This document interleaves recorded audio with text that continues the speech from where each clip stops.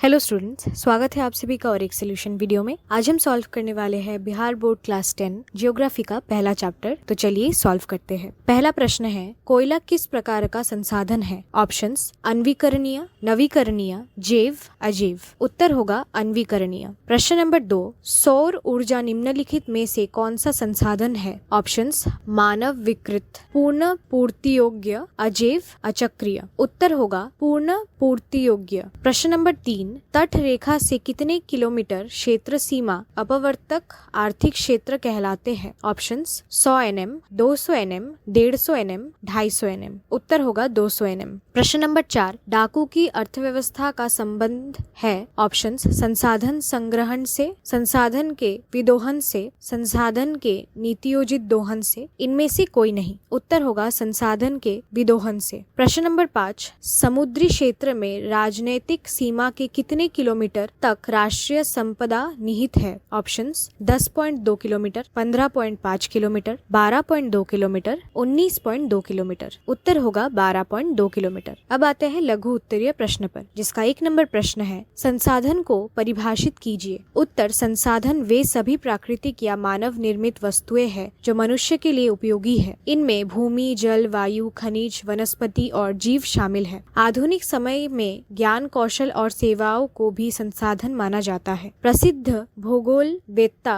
Zimmerman के अनुसार संसाधन होते नहीं बनते हैं। यह दर्शाता है कि किसी वस्तु का संसाधन होना मानव की आवश्यकता और क्षमता पर निर्भर करता है। प्रश्न नंबर 2, संभावी एवं संचित कोश संसाधन में अंतर स्पष्ट करें। उत्तर संभावी संसाधन वे है जिनका अस्तित्व ज्ञात है लेकिन वर्तमान में उपयोग नहीं किया जा रहा है। उदाहरण के लिए हिमालय में अनखोजे खनिज। संचित कोश संसाधन वे है जिनकी मात्रा और गुणवत्ता ज्ञात है और जिन्हें वर्तमान तकनीक से उपयोग किया जा सकता है लेकिन अभी उपयोग नहीं किया गया है, जैसे किसी नदी का जल जिसका उपयोग भविष्य में जल विद्युत उत्पादन के लिए किया जा सकता है। प्रश्न नंबर 3, संसाधन संरक्षण की उपयोगिता को लिखिए। उत्तर संसाधन संरक्षण बहुत महत्वपूर्ण है क्योंकि यह सुनिश्चित करता है कि भविष्य की पीढ़ियों के लिए भी संसाधन उपलब्ध रहे। यह पर्यावरण संतुलन बनाए रखने में मदद करता है। संरक्षण से संसाधनों का विवेकपूर्ण उपयोग होता है जो आर्थिक विकास को टिकाऊ बनाता है। यह प्राकृतिक उत्पादों से बचाव में भी सहायक होता है और जैव विविधता को संरक्षित करता है। प्रश्न नंबर 4, संसाधन निर्माण में तकनीक की क्या भूमिका है? स्पष्ट कीजिए। उत्तर तकनीक संसाधन निर्माण में महत्वपूर्ण भूमिका निभाती है। यह प्राकृतिक वस्तुओं को उपयोगी संसाधनों में बदलती है। उदाहरण के लिए नदियों से जल विद्युत, पवन से ऊर्जा और खनिज अयस्कों से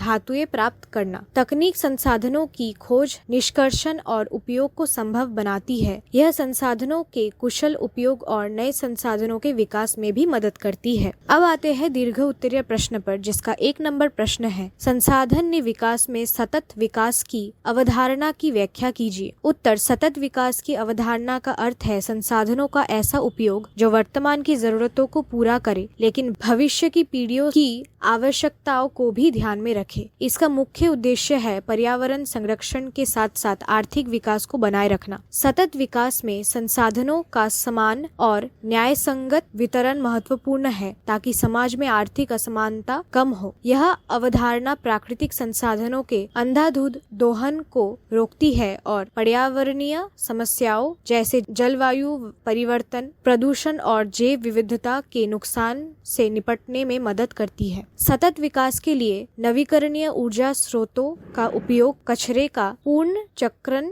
और पर्यावरण अनुकूल तकनीकों का विकास आवश्यक है। अब आते हैं प्रश्न नंबर 2, स्वामित्व के आधार पर संसाधन के विभिन्न स्वरूपों का वर्णन कीजिए। उत्तर स्वामित्व के आधार पर संसाधन 4 प्रकार के होते हैं। व्यक्तिगत संसाधन, ये किसी व्यक्ति के स्वामित्व में होते हैं, जैसे घर, जमीन या निजी व्यवसाय। मालिक इनका उपयोग या बिक्री कर सकता है और इनके लिए सरकार को कर देता है। सामुदायिक संसाधन, ये किसी समुदाय या समूह के स्वामित्व में होते हैं। उदाहरण में गांव की चढ़ाई भूमि, सार्वजनिक पार्क या धार्मिक स्थल। इनका उपयोग समुदाय के सभी सदस्य कर सकते हैं। राष्ट्रीय संसाधन, ये देश की सरकार के नियंत्रण में होते हैं। इनमें वन, नदियाँ, खनिज संपदा आदि शामिल है। सरकार इनका उपयोग जनहित में करती है और नीतियां बनाती है। अंतर्राष्ट्रीय संसाधन ये किसी एक देश के अधिकार में नहीं होते। उदाहरण निर्माण के लिए खुले समुद्र के संसाधन, इनका प्रबंधन अंतर्राष्ट्रीय संगठन करते हैं और सभी देशों को इनका उपयोग करने का अधिकार होता है। इसी के साथ आज का सोल्यूशन वीडियो यही समाप्त होता है। जल्द लौटेंगे और एक सोल्यूशन वीडियो के साथ। तब तक कीप लर्निंग।